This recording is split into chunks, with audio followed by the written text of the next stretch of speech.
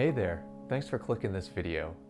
Now if you clicked, you're probably wondering all about those mischievous VMs.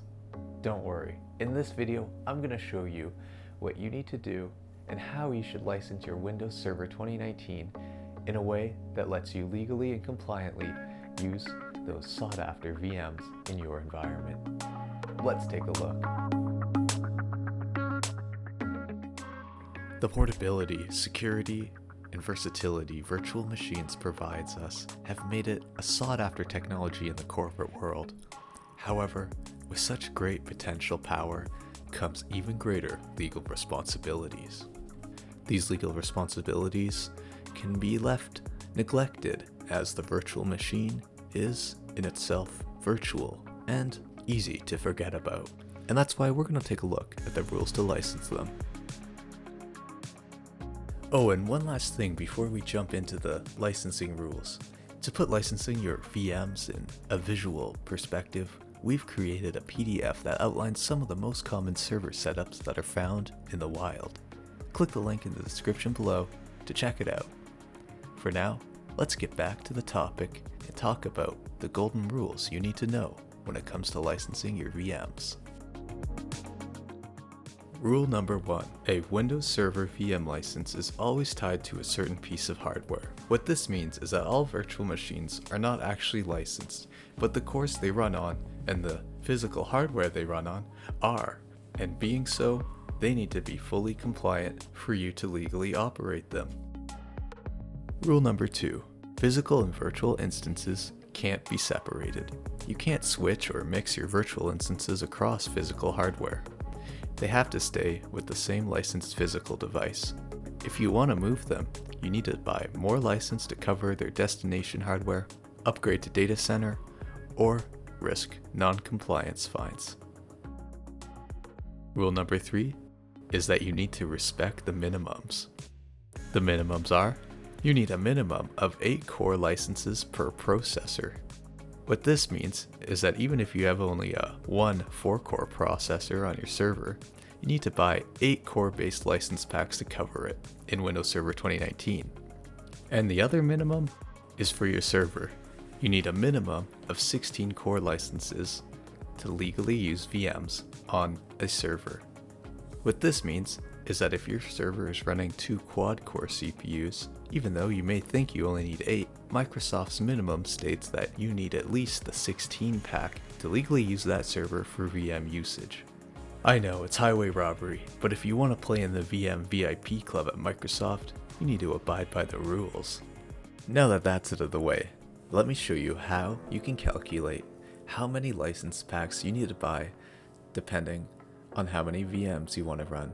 Let's take a look at this little formula here. The first step you need to take is to determine the number of processor pairs on your host server. You can do this by adding all the CPU cores on your server and dividing it by 2. We'll call this C. After that, you'll need to calculate how many VMs you would like to have or run and divide by 2. We'll call that VM. Step 3, multiply those numbers together to get the amount of license packs you need to buy to compliantly run the number of VMs you inputted on your Windows Server Standard Edition. If you're running Data Center, you can skip step 2 as you get unlimited VMs in that edition. Now let's take a look at how this all works out. For Standard Edition, it is C divided by 2, rounded up, multiplied by the amount of VMs you want to run, divided by 2, and rounded up again. For Data Center, it is just C divided by 2, rounded up, multiplied by 1, as in Data Center, you can run unlimited VMs. Now let me show you how this works in action. Scenario number 1.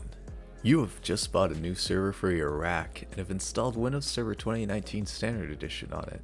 You are wondering how many licenses you need to buy to legally cover your 2 VM instances allowed from the purchase. The server has 2 16-core CPUs. How many licenses do you need? Let's plug it into the formula.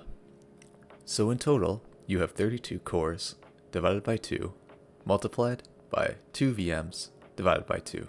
That boils down to 16 times 1, which in the end is just 16.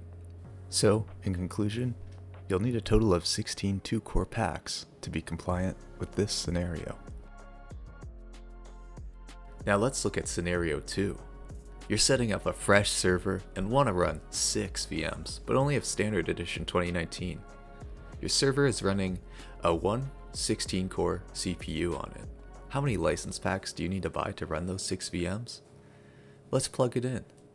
So, you have 16 cores in total, divided by 2, multiplied by 6 VMs, divided by 2 again. This boils down to 8 times 3, which in the end is 24. So, you need to buy 24 2-core license packs to be compliantly running those 6 VMs on this server. So now that you've seen a few of the live action examples, let me leave you with a couple of notes to keep in mind when licensing in the field. Don't forget that core licenses come in packs of 2, or packs of 16. Secondly, remember to make sure that you're always hitting your minimum licensing requirements. Thirdly, Windows Server VMs or Hyper-V containers are interchangeable, and if you're thinking about switching to Data Center over Standard Edition, it's generally considered that if you're running more than 12 to 14 VMs, you should switch over to Data Center Unlimited VM capabilities, as the cost to VM ratio is in your favor. As mentioned before, with great virtual computing power comes great legal responsibility. I hope this video helped you get a better handle on Microsoft Server's tricky VM licensing shenanigans. If you have any questions, feel free to leave a comment below and we'll do our best to answer. Thank you for watching. Don't forget to hit that like button and smash that subscribe too. And if you want to see some licensing setups, click the link in the description below. Remember, keep your software safe and your assets managed, and I'll see you next time.